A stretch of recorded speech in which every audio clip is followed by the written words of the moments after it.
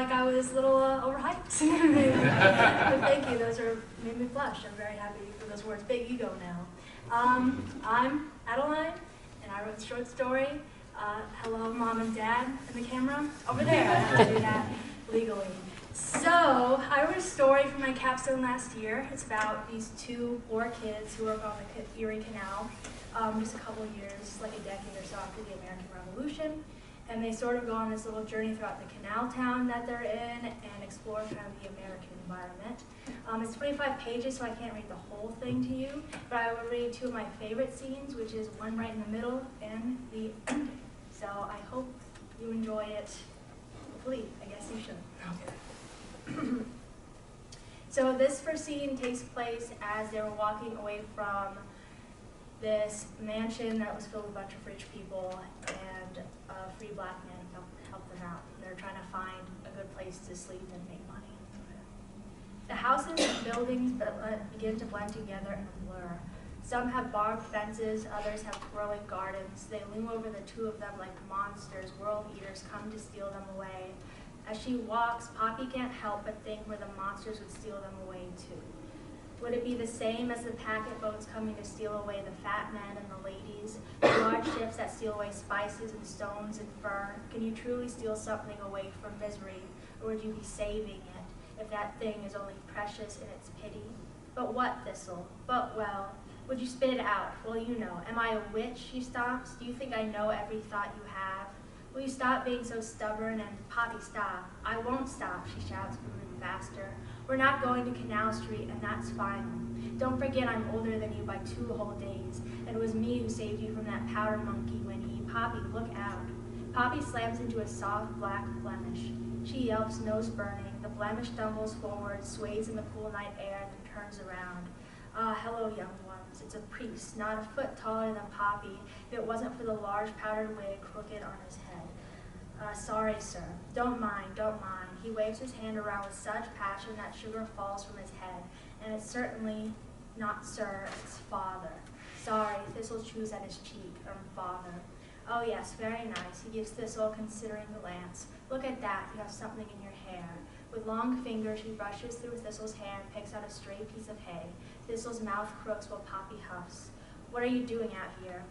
I believe you mean, what are you doing out here, father? She narrows her eyes. Matthew 7:15, little girl. What does that mean? It means honor thy elders. He raises his nose and fixes his robes and softens his posture. Oh, but how can I expect such little things to know verse? He goes to pinch Poppy's cheek, but she bats his hand away, so he rests it instead on Thistle's shoulder. Thistle smiles like a grimace. You see, children, I fear I found myself lost trying to spread God's good word. In the blazing of my passion, I simply lost sight of my path.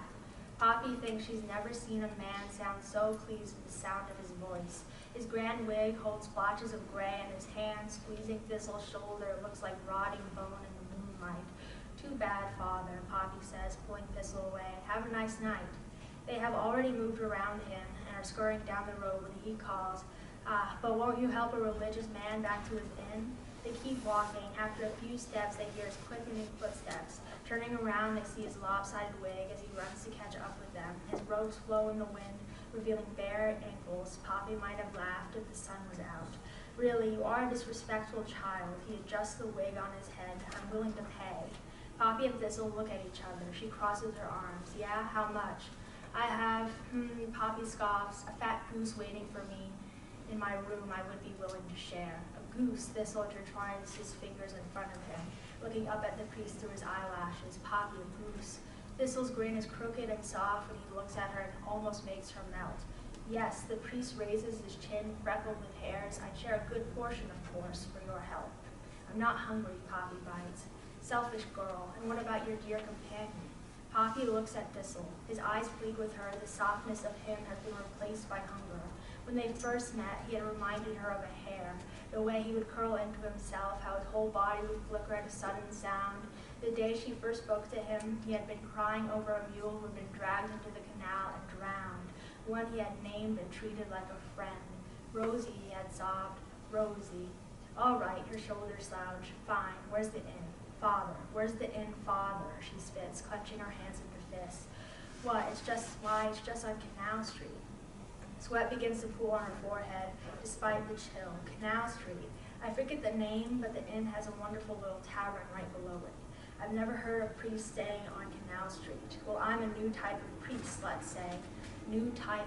Poppy snarls, there ain't no such thing as a new type of priest. He hums down at her low, his eyes going hooded.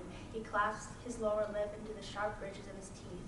Tell me, girl, have you heard of the burning? The what? B-U-R-N-I-N-G. Burning, like this. His hand snaps up her arm. She takes a sharp gasp as he hunches over her like smoke. Pain roars up her arm and into the very core of her. She feels heart tears begin to burn in her eyes as she tries to pull away. Let go of her, Thistle shouts, tugging at the priest's arm, but the priest barely moves. He gets so close to her she can smell the stench of his core. He speaks through his teeth like a beast. These fresh new lands have had a taste of absolution through the loss of their jewels and their septums. When we are new once, we can never be new again. As the years go on, this country withers and becomes as wrinkled as the rest of the world, so it burns itself alive like a saint. It starves its children and makes its men pathetic and martyrizes its women so that there's nothing left but black ground to grow trees that will be used as lumber for the next fire and the next. There is no stopping it, no water or canal can put it out. One day we will burn ourselves down to the very center of the earth and we will call that salvation. Then he lets her go so harshly that she stumbles backward and falls to the ground. Thistle goes to her side and helps her rise. She grips at her arm, crackling with sparks. What kind of priest are you? Poppy cries. He raises his chin, brushes gray hair from his cheek. When he looks at them, his eyes are sickly yellow. To truly love God, you must live a life of sin. The heart grows fonder the farther it is. They run. So that's one scene. That's a scene there. And here's the next scene. The tavern is overflowing. A skinny woman shoves burning beer into Poppy's and Thistle's hands as soon as they enter. Poppy sips at it. Thistle discards the mug on the nearest table. All around them, men are rosy-cheeked and women are swiping grime on their aprons. Someone that Poppy cannot see begins to play the drums, and the whole tavern joins along with feet and hands and fists. Poppy takes 2 large gulps of her beer until she begins to feel dizzy. Thistle grips her arm as they wade through the warmth. They find a corner to rest in, but 2 large men fighting almost suffocate them against the wall. Poppy's beer spills down her front. She sees 2 ghosts intertwined like slithering worms. Thistle pulls them away to find 3 men with their arms wrapped around each other, laughing with great big chins. One has a raccoon on his head that blinks at Poppy. Poppy feels vomit rise in her throat. A rat dances across her feet and she can feel its claws through the holes in her shoes. She begins to chip into herself when she feels Thistle grab her by the shoulders and force her out. They exit the back and enter a dark alley. Poppy topples over to heave up an empty stomach. When she finds her breath again, she sees a man asleep in the garbage. She can hear voices echoing around the walls and loud music everywhere. Ugh, she shouts, how did we wind up back on Canal Street? We were walking in the other direction the whole time. Poppy, no matter, she grabs his arms and turns them away. We'll go back to that mansion and find a home in the oak trees. Poppy, we'll sell some of the red leaves to the pretty ladies in the morning.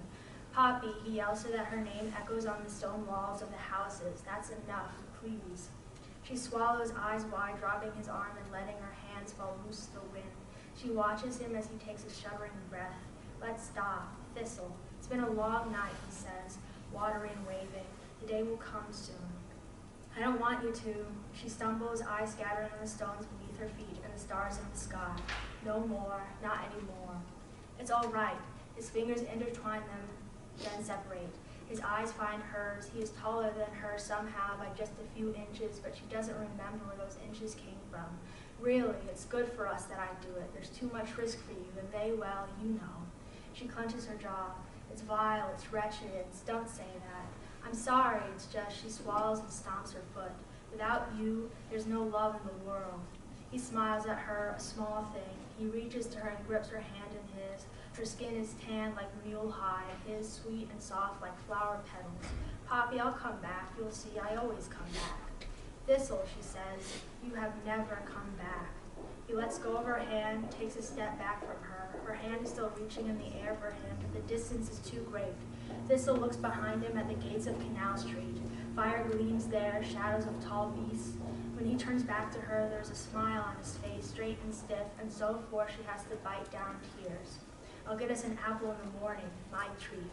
He leans down and gently kisses her cheek. Then he is gone, away and around the corner, into the burning light she does not follow. Poppy makes her way back to the canal, unwilling to sleep in the stables without Thistle's soft breath to warm her. The land is so dark now, the canal looks like an endless pit. She stands at the edge and catches sight of a lone ant making its way home. She raises her foot to squash it, the size, and turns away. She falls to the grass, now covered in frost. She shivers and stuffs her hands in her pockets. She feels something round like a stone. It's the walnut that Thistle gave her. She crinkles her forehead, rolling the walnut over her fingers to feel its round ridges. She puts it in her mouth, but finds it too hard, so spits it back in her palm. She has no idea how to eat a walnut. Tears begin to swell in her throat. She dips her head into her knees, curling her hands so tightly around the walnut until it hurts. She cries until she is soaked to the bone. Her tears shake her like she will burst. Eventually, she wipes her eyes, laying down on the ground. With the walnut close to her cheek, she begins to drift. She thinks of boys young enough to still look like blooming girls, of the mule hides in the water and the mother who can be whatever Poppy wants her to be. She imagines what the snow will look like when it falls, more like ash or more like rain. She'd like to find the snow beautiful one day.